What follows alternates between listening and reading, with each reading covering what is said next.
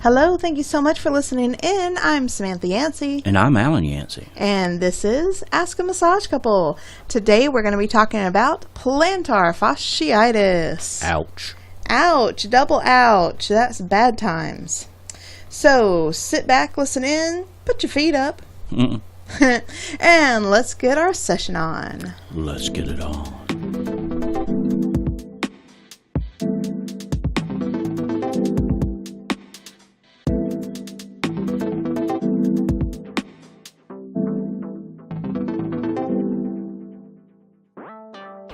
Okay. What a nice little musical interlude that was. I'm digging our music. Well, you ought to. You're the author. The author? The composer. Composer, author, creator, and everything godlike to that music. Pretty much, yes. So, today we're talking about plantar fasciitis. Plantar fasciitis. And that is something that is near and dear to my feet, personally. Ouch. Because I had it the first year right out of massage school, and that was quite painful. I had it too, Sam. Was it the first year right out of massage school? No. Usually, that is when people start to develop plantar fasciitis. Why is the first that? year. Probably because of body mechanics or lack of proper body mechanics. There's this thing that people do with their feet when they are kind of doing their rocking back and forth. They have a tendency to pick up their toes when they're on their heel and then pick up their heel when they're on their toes. Yeah. And that creates that friction on the plantar fascia, that rocking back and forth motion. And I was definitely doing that. Plus, I also was working on a surface that was basically like a slab of concrete. Yeah, that makes a difference. And then a very, very thin piece of carpeting on top of that. Well, that's uncomfortable. It actually, like, very, very much was uncomfortable. Plus, I was one of those, like, really hippy-dippy massage therapists in the beginning. And I'm not saying that there's anything wrong with, like, being a hippy-dippy massage therapist, but I was of the mindset that one should only massage barefoot. Yeah. So I was massaging barefoot, doing the rocky thing. Really? And being on that type of floor. Well, that's wrong, and all wrong. It really is. So not only was I like just brutalizing my feet, but I was also working quite a bit the first year. Yeah, when did you find out you need to slip on those shoes, Sam? Right about the time that I got plantar fasciitis. I heard that. And could not get up in the morning to pee unless I stretched out both calves and rolled them on a frozen water bottle. Yeah. Okay. That was bad times. Now, let me first say, let me go back to the hippy-dippy thing about barefoot massage therapist. There again, in no way whatsoever. And this is something that I bring up in class quite a bit because I always get these evil looks from my hippie massage students. I still love you guys. You're the best. Yes, please, for heaven's sakes, go outside and earth. Take off your shoes and socks and earth. Yes, at one point, my dear people, we used to walk around on this fine planet without shoes and, and we, yes, it's true, we lived that way.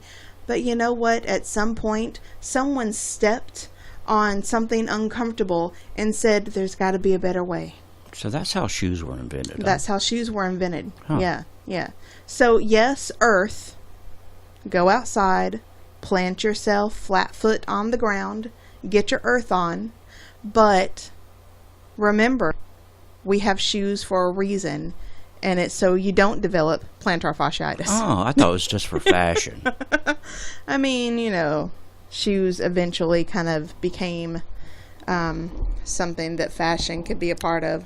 You know what? I consider myself kind of hippie and dippy, but I have always known that to wear shoes was a good thing while doing massage. Yeah. Well, they kind of stressed that at our school. Yeah. Yeah. But I think it was because they were trying to have us not develop plantar fasciitis. Mm-hmm. I think I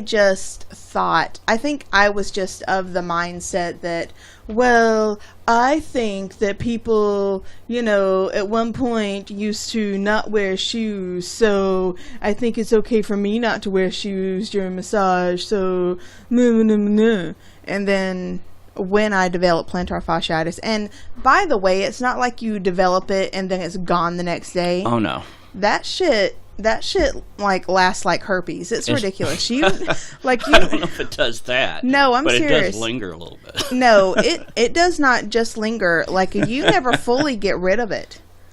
Like, no, I'm serious. It's one of those things that, like, if you ever wear even penicillin's not going to help. No, I'm saying, like, if you ever wear a bad shoe, you feel it again. Well, yeah. Yeah. Well, speaking of that, I want to mention, the shoe of preference I have right now is Stretcher Foam the Skechers. Memory. Skechers. Sketchy. They're kind of sketchy. Sketchy Skechers. But the bone memory is the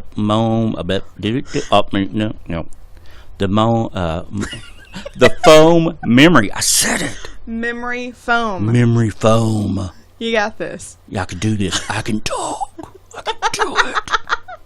That was gorgeous. I can make complete sentences. The mom memory. The mom pippery.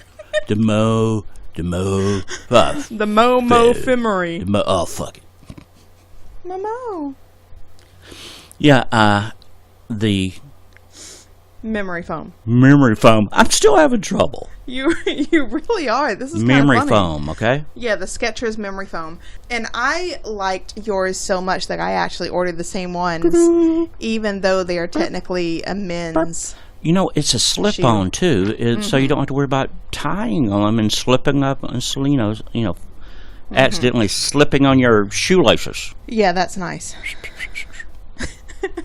You got this, baby. I know I can do this. You can do this. I can talk. I know I can. Yeah. I'm gonna put my hands over my head now. I talk pretty one day. Yeah. Yeah. I'm not having a stroke. Good job. When I first got plantar fasciitis, I bought those nurse clogs. Oh, yeah. Yeah. Yeah, I had clogs. And, it's basically like massage therapists, nurses, and, therapists around the world that wear clogs. Hippies. And hippies, yes.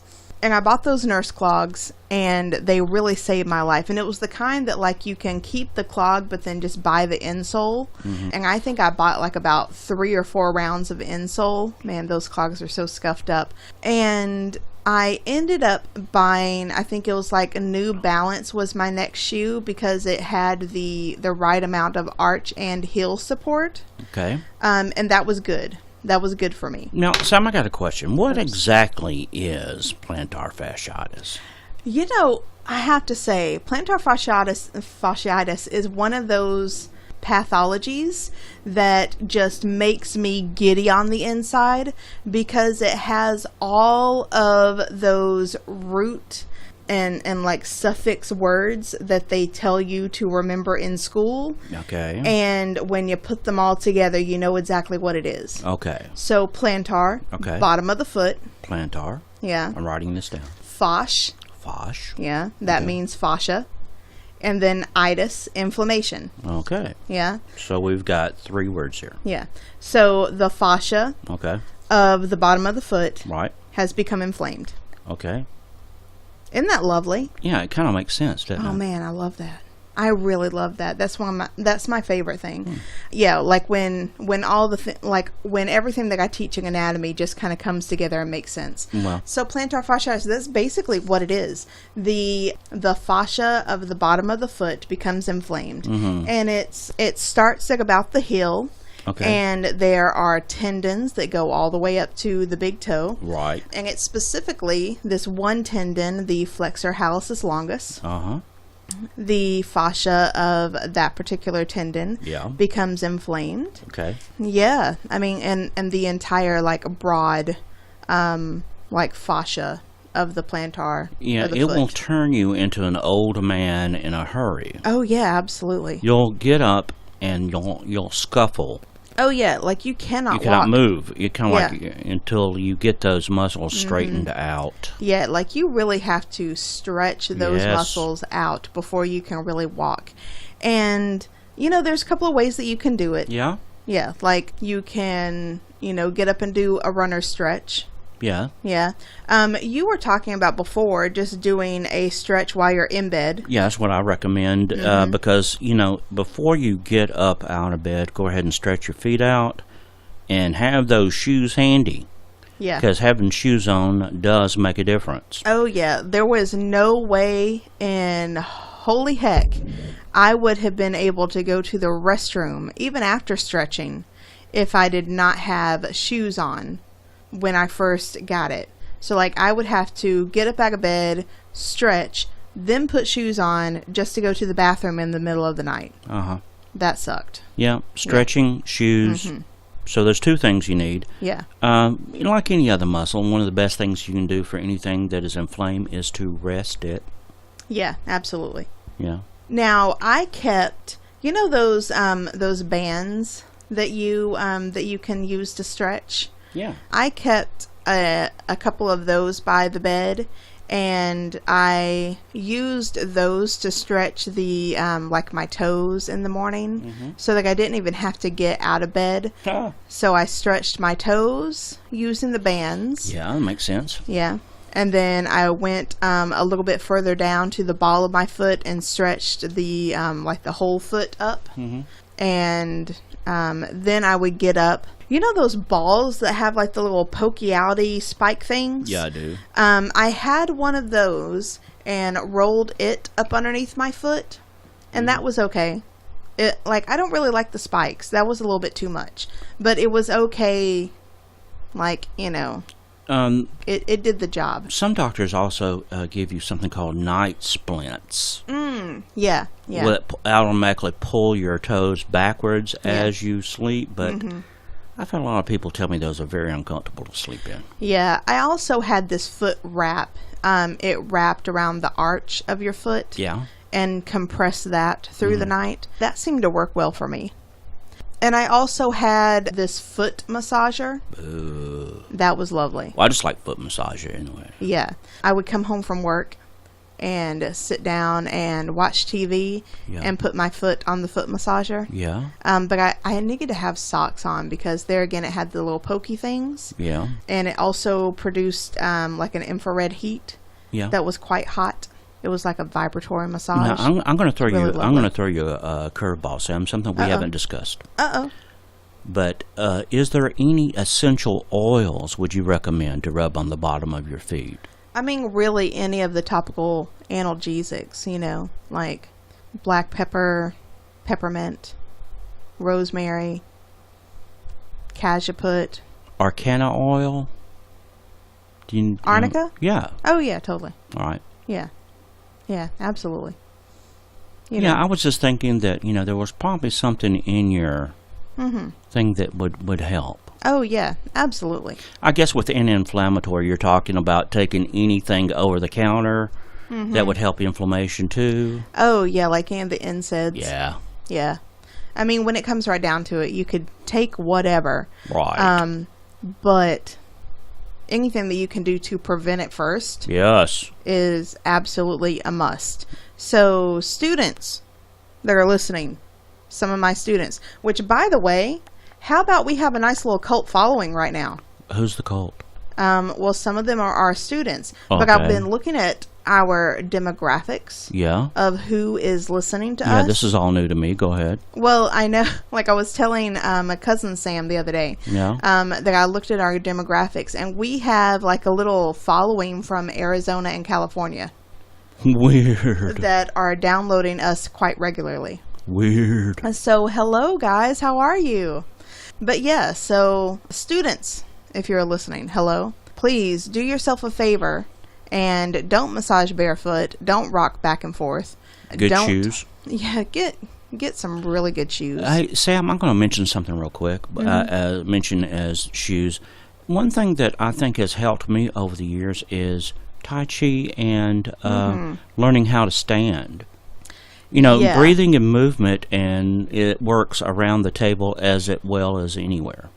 Yeah, like anytime that you can become really familiar with your balance, Yeah, your feet. how much weight you're putting on one foot to the other, Yeah, how be much conscious of the weight on your feet. exactly. Right. That really helps. Absolutely. In fact, one massage, it would be good for you just to spend a moment of just your feet. Not even Yeah. pay attention what your hands are doing.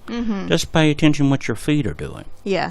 Because you're going to help yourself out with plantar fasciitis. You're going to help yourself out with balance. It's going to help yourself out with pressure. It's going to help you out with a lot of different things in massage just by paying attention to your feet. I definitely noticed that I roll on the outside of my foot Yeah. a good bit. Mm-hmm. Yeah. And I didn't realize that until, well, actually, I noticed that I wear out the shoes Yeah. on the outside and the toe more. Now, the toe is understandable because that is your launch off to the next step. But the outside, that's not supposed to happen. I found out subconsciously that I am stretching my feet all the time anyway. When you do your body scans, I find out that I'm always either curling my feet or stretching them out. It seems like that. Well, and that's why you like a shoe that's like maybe a half size larger than what you need. Right. Yeah. And I highly recommend that. Guys and ladies, if you have a tendency to buy shoes that are exactly your size or a size too small because you're scared of whatever number your shoes are. I don't understand that. Make sure that you are getting comfortable shoes so that your toes can wiggle. This is important. Yeah. Yeah. Yeah, shoes and it's one of the best things you can start off with massage. Anyway, protect your feet. Absolutely. Yeah, plantar fasciitis is one of those things that once it starts in your feet, it goes up your calves. And then, it just becomes the stacked block model. Yeah, if you can't move your feet, you can't do massage. Yeah, it just goes up from there and creates all kinds of crazy mess. It's the foundation. Exactly. But if you can't stand up and do a massage, then, well, that's your work. Yeah. That's your livelihood.